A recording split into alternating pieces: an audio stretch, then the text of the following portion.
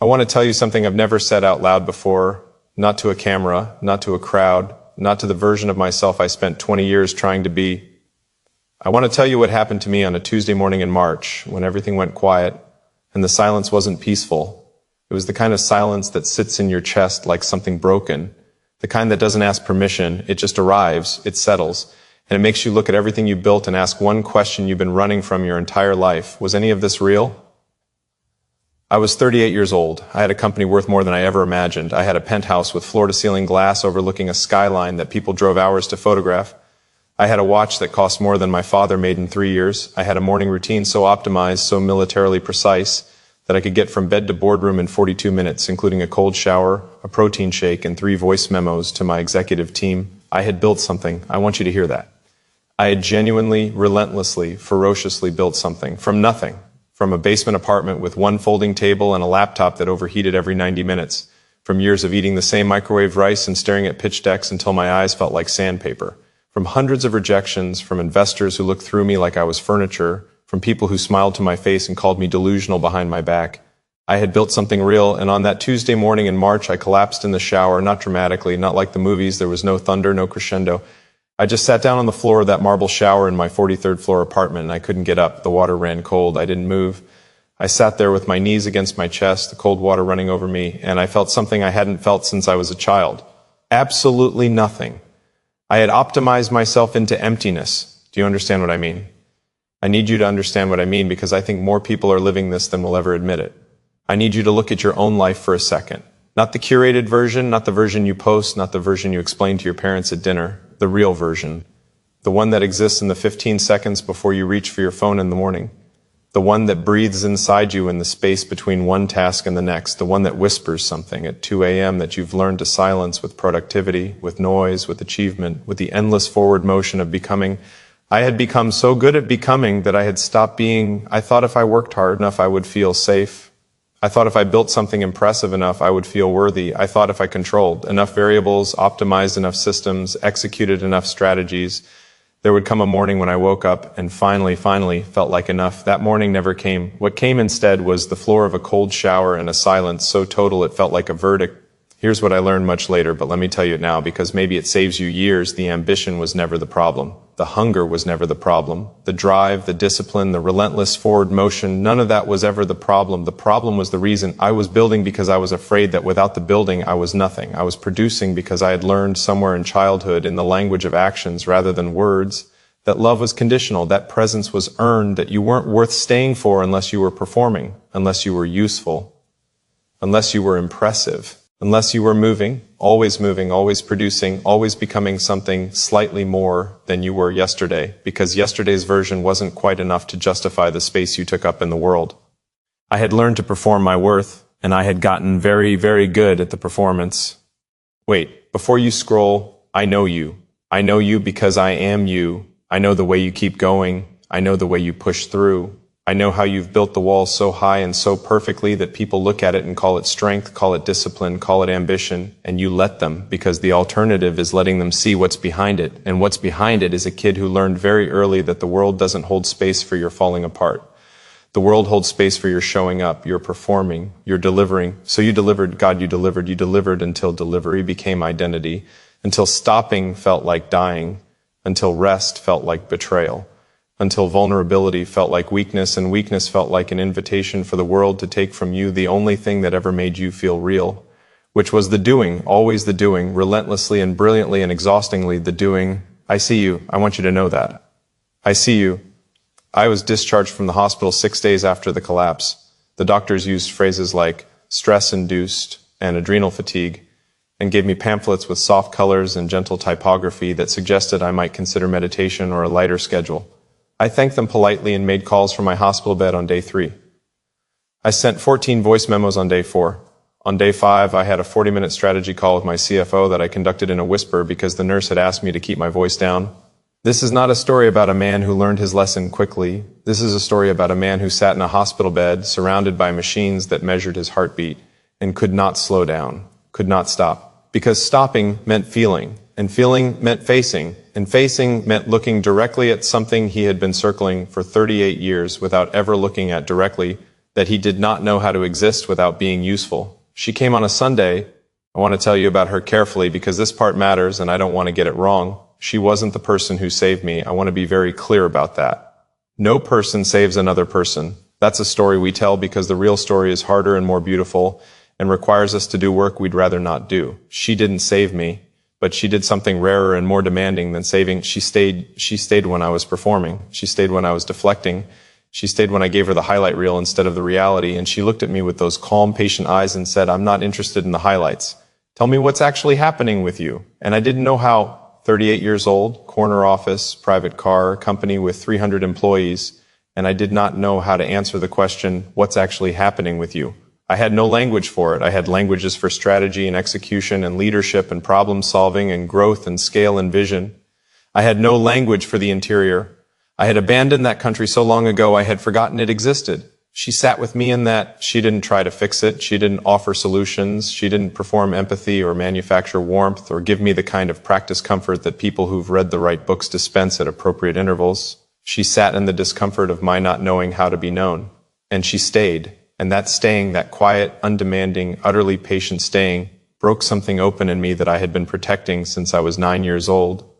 I want to tell you about 9-year-old me.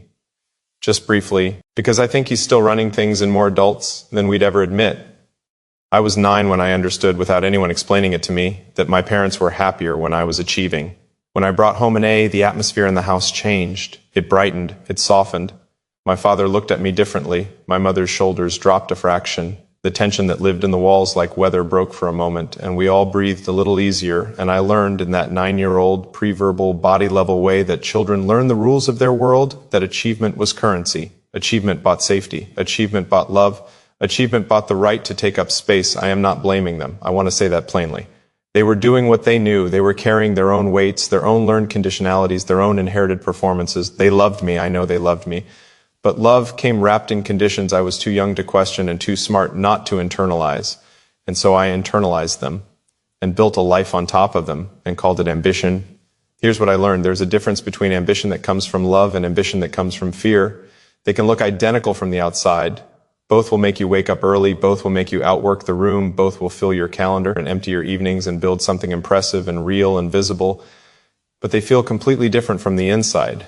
Ambition from fear tastes like desperation, like you're always one failure away from losing the right to exist, like the achievement is never quite enough, like the finish line keeps moving, like there's a voice underneath everything that narrates your success with a kind of hollow commentary. Yes, but you haven't done enough yet. Yes, but this could collapse. Yes, but do they actually respect you, or are they just performing respect the way you perform confidence? Yes, but who are you when the company's gone? Yes, but who are you when you're not useful? Yes, but who are you? That's the question that collapsed me in the shower, not a medical event, not burnout in the clinical sense. A question that had been building for 38 years that my body finally refused to keep suppressing. Who are you when you're not performing? Tell me something. When was the last time you sat somewhere, without your phone, without a task, without music, without a podcast offering you 10 habits of highly effective something or other, without anything between you and the sound of your own interior, and just existed? Not productively, not toward something. Just existed. Don't answer me quickly. Think about it. When was the last time you let yourself be bored without immediately converting boredom into productivity? When was the last time you let yourself feel sad without immediately converting sadness into motivation?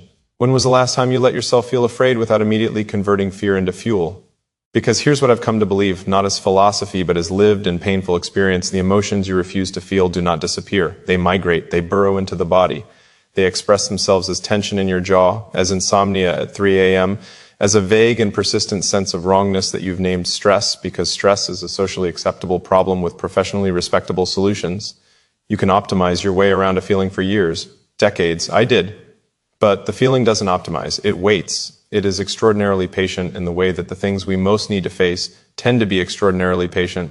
Mine waited 38 years and then sat me down on a cold shower floor and said, now. She asked me once, about 3 months after I got out of the hospital, while we were sitting at her kitchen table eating soup she'd made from scratch, which she did on Sundays with a quiet focus that I found inexplicably moving. She asked me what I was most afraid of, and I gave her the answer I always gave. The performed answer. The one about market conditions and economic uncertainty and the fragility of scaling a company in a volatile landscape. She put her spoon down. She looked at me, not through me, not at the performance, at me. She said, That's not what I asked. The room got very quiet. The kind of quiet I used to run from. I sat in it this time, and I want you to understand this cost me something, genuinely cost me something in a way that no negotiation, no pitch, no high-stakes decision had ever cost me. I said the true thing. I'm afraid that if you see all of me, the real parts, the uncertain parts, the parts that don't have it together, you'll leave. She didn't say anything for a long moment. Then she said, "That's the first real thing you've ever said to me. Look at me for a second. Look at me for a second and tell me you don't know exactly what I'm describing. Tell me you haven't curated yourself for the people who matter to you. Tell me you haven't performed a version of fine. Tell me you haven't learned to redirect personal questions toward professional achievements, because professional achievements are measurable and defensible and don't require you to be vulnerable in ways that feel like exposure. Tell me you haven't built an empire to avoid building a home. Don't deny it. I know, because I did it for nearly 4 decades and I was exceptional at it and it nearly ended me. The empire, I want to talk about the empire for a moment because I spent so long building it and I want to be honest about what it actually was. It was real. The work was real. The impact was real. The jobs I created were real. The problems I solved were real. I am not here to romanticize failure or suggest that success is somehow spiritually suspect. That is not the lesson I'm trying to offer you. The empire was real, but I had built it on an altar. Do you understand what I mean? I had built it on an altar where I sacrificed everything that couldn't be converted into performance, friendship, rest, presence. The slow, unmeasurable, unoptimizable experience of being in a room with someone you love and having no agenda. The moment when a conversation goes somewhere unexpected and strange and beautiful and you realize this is the actual texture of a life, not the highlights, not the achievements, not the metrics, but this unmeasurable, inconvenient, irreducibly human exchange. I had sacrificed that on the altar of productivity, and the altar had accepted every offering and given nothing back. Here's what I learned about the altar. It never fills up. That's the nature of it. You can bring it everything: your time, your health, your relationships, your rest, your childhood wounds dressed up as work ethic, your fear dressed up as ambition, your longing for love dressed up as a need for legacy. You can bring it, all of that, and lay it down, and it will take it and it will ask for more, because the altar isn't interested in you. The altar is interested in what you produce. And when you collapse in a cold shower on a Tuesday morning in March, the altar doesn't come looking for you. The altar has already moved on to whoever is willing to keep feeding it. That's the prison. That's the actual prison that high achievers rarely talk about, because from the outside it looks like freedom, it looks like mastery, it looks like a man standing at the top of something he built with his own hands. But from the inside, it is a life lived in service of a thing that will never, ever, under any circumstances, look back and say, "You are enough now. You have done enough. You can rest.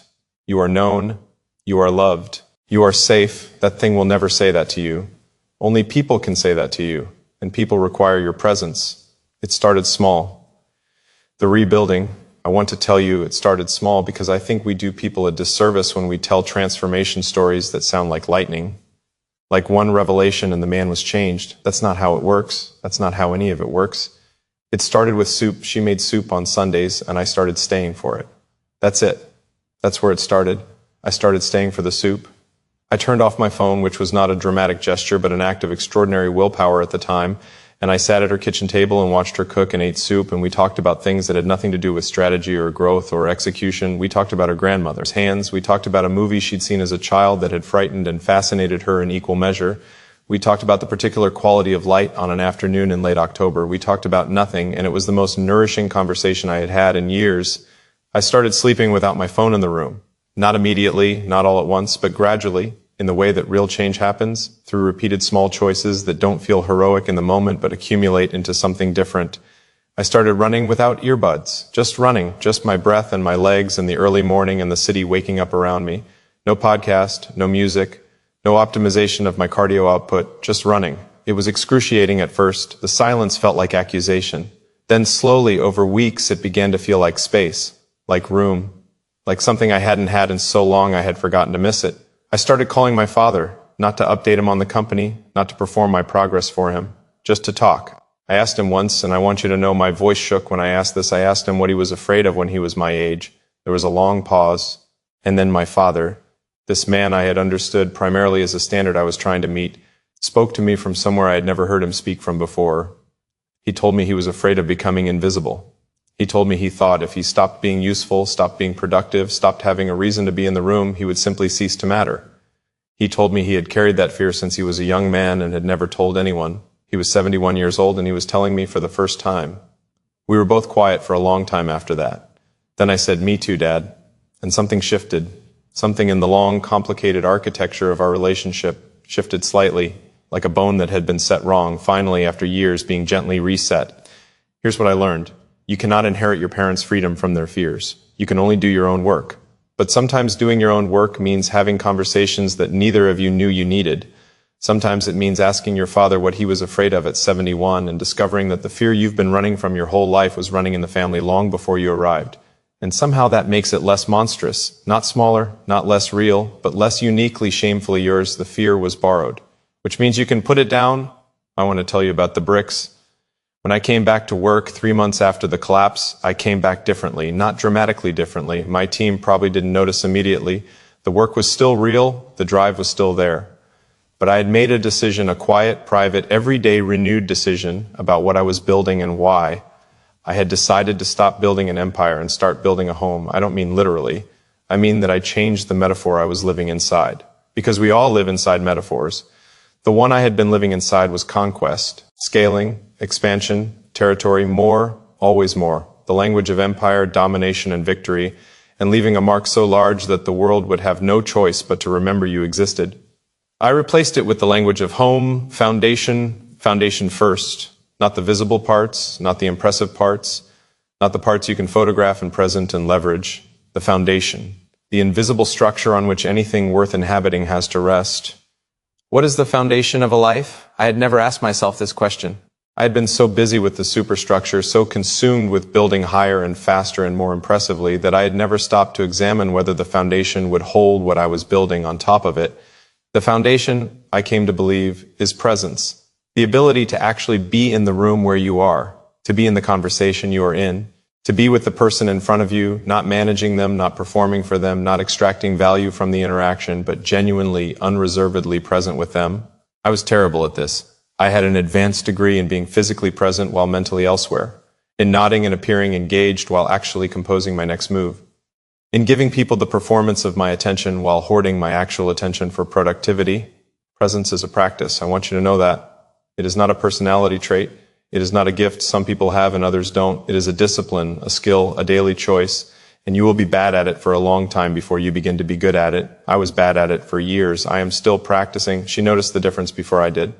This is consistently how it works with the people who love us well. They are more accurate witnesses to our transformation than we are. We are too close to it, too inside it, too attached to the narrative of who we were to accurately measure who we are becoming. She noticed it one evening when we were walking in a park near her apartment. I had put my phone away, and we were just walking, and I said something in response to something she said, some small, ordinary observation about the way the light fell through the trees at that particular angle at that particular hour. And she stopped walking, and she looked at me. "You're here," she said, just that, just 2 words, "you're here." And I realized I was. Not planning, not reviewing, not strategizing the evening, not mentally logging the conversation as content for later retrieval. Just here, just a man in a park with a woman he loved, watching the light come through the trees, present in the way I had not been present for most of my adult life. I cried. I want to tell you that plainly. Standing in a park at 6 in the evening on a Thursday in November, I cried. Not from grief exactly, though there was grief in it, grief for the years I'd spent elsewhere, grief for the presence I had withheld from people who deserved it, grief for the version of myself that had been so afraid of being known that he had never let anyone close enough to see him. I cried from something closer to relief. The relief of being found not by her, though she was there and her being there mattered enormously, found by myself. The self that had been waiting behind the performance for 3 decades, patiently, with the same extraordinary patience that the buried things have, waiting for the day when the performance finally got too exhausting to maintain. Here's what I learned. The collapse was mercy. I know that's hard to hear if you're in the middle of one. I know when you are on the floor, whether that floor is literal or metaphorical, a shower floor or a marriage floor or a career floor, or just the floor of your own interior where everything you built looks unstable and you don't know what to do with your hands. I know that floor feels like punishment. It is not punishment. It is invitation. The collapse is the structure telling you the truth about its foundation. The collapse is the psyche demanding renegotiation.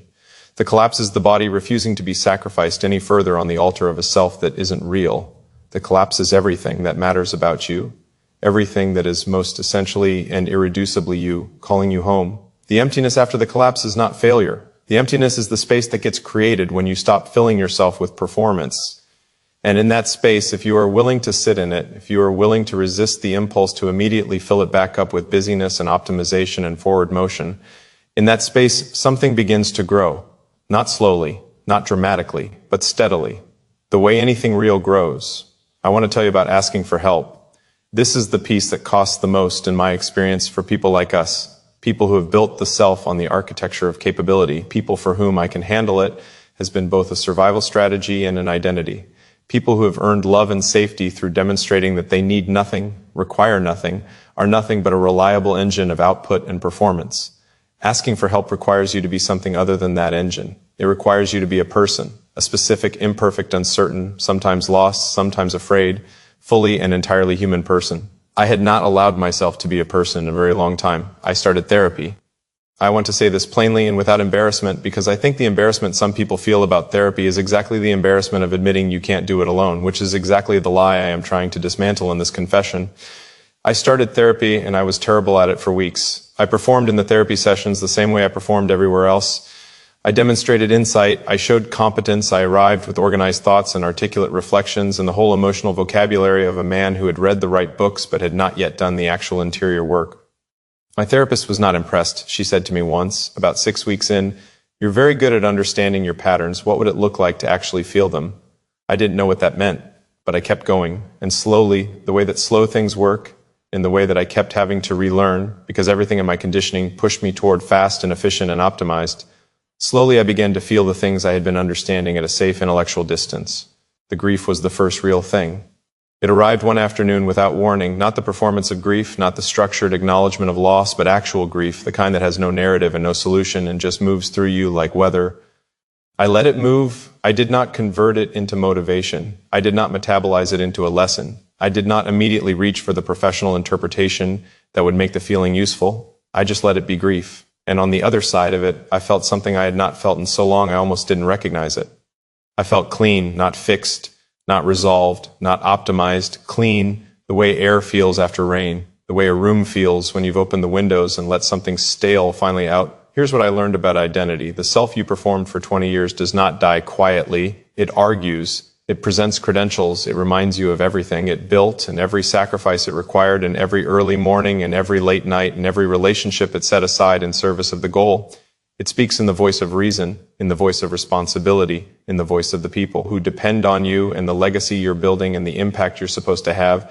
It is a very persuasive self, but it is not you. You are what was there before the performance started. You are the 9-year-old who wanted to be seen without having to earn it. You are the teenager who had things to say that no one made room for. You are the young man or young woman who wanted to love and be loved, not transactionally, not conditionally, not as a reward for performance, but simply, freely, as a birthright. You are that. You were always that. The performance was a protection, but the thing it was protecting is still there. It has been waiting. It is patient in the way that the truest parts of us are always patient, and it is not too late. I need you to hear that. It is not too late. I do not care how long you have been running. I do not care how high you have built the wall. I do not care how sophisticated and self-aware and well-defended your performance has become. The thing underneath it is still there. All it needs is for you to stop long enough to feel it. She and I talk about this sometimes now. We've built something together that I did not know I was capable of building, not because I was not smart enough or successful enough or ambitious enough, but because I had never understood what it actually required. It requires showing up imperfect. It requires saying I don't know. It requires sitting in a kitchen on a Sunday afternoon while someone you love makes soup from scratch, and being present enough to actually be there, not planning, not optimizing, not managing the relationship like a portfolio, just being there, just being. Two imperfect humans in a kitchen with good light and the smell of something nourishing on the stove. It requires letting yourself be known, not the version of you that you've curated and constructed and presented to the world, not the performance, not the highlight reel, not the carefully worded answers to personal questions that are really just deflections wearing the costume of vulnerability, actually known, which means actually seen, which means actually showing up as the uncertain, growing, sometimes terrified, deeply human person that you actually are. That is what intimacy is, not closeness as a reward for performance. Closeness is a context in which the performance can finally, mercifully rest. I still work hard. I want to tell you that because I think the story I'm telling could be misread as a renunciation of ambition, and it isn't. I still get up early. I still build things. I still care about impact and legacy and the quality of the work I put into the world. But I build differently now. I build from a different place. I build because I love the work, not because I am afraid of what I am without it. I build because creating something meaningful is one of the great privileges and pleasures of being alive, not because the building is the only way I know how to justify my existence. I build towards something now, not away from something. That is the difference. That is the only difference, and it is everything. The empire is still standing. But I don't live in it anymore. I live in something smaller and quieter and harder to explain to people who measure worth in metrics. I live in Sunday soups and November parks and phone calls with my father and therapy sessions where I am slowly, imperfectly, learning to feel the things I have been understanding from a distance. I live in the small, unmeasurable, absolutely essential architecture of a life that is actually mine. Not the life I built to prove something, not the life I constructed to protect something, the life I am choosing, daily, brick by brick, with my eyes open and my hands a little unsteady and my heart more available than it has ever been. This is not a story about arriving somewhere, this is a story about beginning, and I want to offer you the same beginning, not by following my path, not by having my collapse, not by meeting someone who will sit with you and you're not knowing how to be known, though I hope you find that. I deeply hope you find that. But by asking yourself the question I could not stop running from, who are you when you're not performing? Look at me for a second. Look at me before you close this, before you move to the next thing, before you optimize the next hour and execute the next task and maintain the performance for one more day. Look at me and let me ask you something. What are you most afraid they'll see if you stop running long enough to let them look? Take a breath. I'm not asking you to answer out loud. I'm asking you to stop just for this moment and let the question land somewhere beneath the performance. Let it land in the place that knows. Because there is a place in you that knows. There is always a place that knows, and that place has been trying to speak to you. Maybe it's been trying for a week. Maybe it's been trying for years. Maybe it spoke to you this morning in the 15 seconds before you reached for your phone and you silenced it with the beautiful narcotic of busyness. Let it speak. Not because falling apart is the goal, not because the collapse is the destination, but because the collapse, if it comes, and for some of you it has already come, is not the end of the story. It is the beginning of the real one. The bricks you laid in fear can be relaid in love. The foundation you neglected can be rebuilt. The altar can be dismantled. The empire can become a home. It begins with one honest answer to one honest question in one quiet moment, when you finally let yourself stop performing long enough to be a person. That is all. That is everything. I was in surgery once, about a year after the collapse. A small procedure, nothing life-threatening, but the kind of thing that makes you lie on a table staring at fluorescent lights and suddenly see everything with a clarity that ordinary life deliberately obscures. Lying on that table, I did not think about the company. I did not think about legacy. I did not review my quarter or my goals or my 5-year plan or anything I had built or intended to build. I thought about a Sunday afternoon in a kitchen. I thought about the way she looked when she was stirring something on the stove, completely absorbed, completely at home in herself, completely present. I thought about my father's voice on the phone when he told me at 71 what he was most afraid of. I thought about a park and the light through the trees and 2 words that meant everything. You're here. I want that for you, not the surgery, not the collapse, not the hard and necessary way I arrived at presence. I want you to choose it before the floor rises up to meet you. I want you to choose the soup and the park and the honest question and the person you love and the imperfect and human and irreplaceable architecture of a life that is actually yours. I want you to come home. You're still here. Good. That means something. Don't let it mean nothing.